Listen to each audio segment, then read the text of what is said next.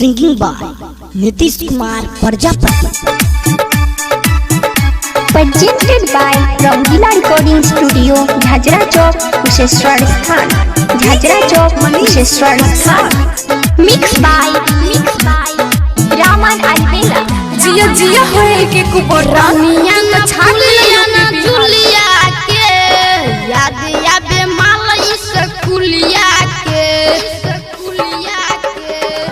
रानिया न फुलिया न जुलिया के याद आवे मालई सकुलिया के सपना में आवेले हमारा जगावेले छन छन बाजेला पायलिया के रानिया न फुलिया न जुलिया के याद आवे मालई सकुलिया के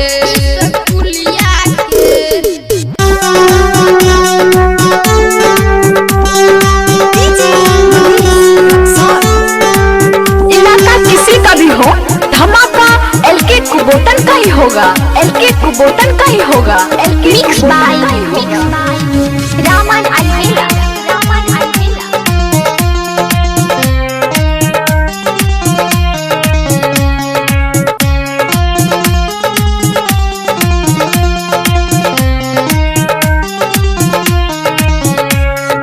कोचिंग कॉलेज ऊ साथे साथे करेले केहू से प्यार ना ऊ हमरे से करेले। कोचिंग कॉलेज ऊ साथे साथे करेले केहू से प्यार ना ऊ हमरे से करेले। पैसे के पुल जाइयो के डोलिया के पैसे के पुल जाइयो के डोलिया के याद आवे मालई सकुलिया के रानिया न फुलिया न जुलिया के याद आवे मालई सकुलिया के।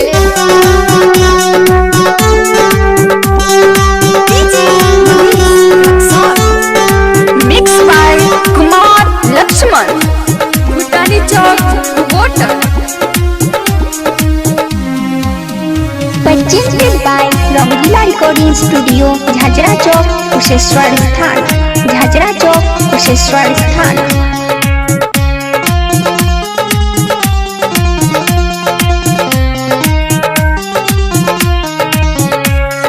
खेत खरिहान कहीं लागत न मन हो राइटर विक्रम संगे होता बर्बाद हो। खेत खरिहान कहीं लागत न मन हो राइटर विक्रम संगे होता बर्बाद हो। नीतीश प्रजापति के मलिया के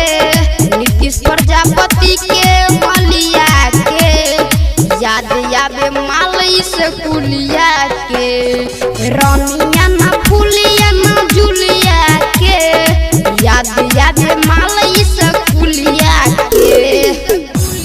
presented by Rangila recording studio Jhajhra Chowk Kusheshwar स्थान।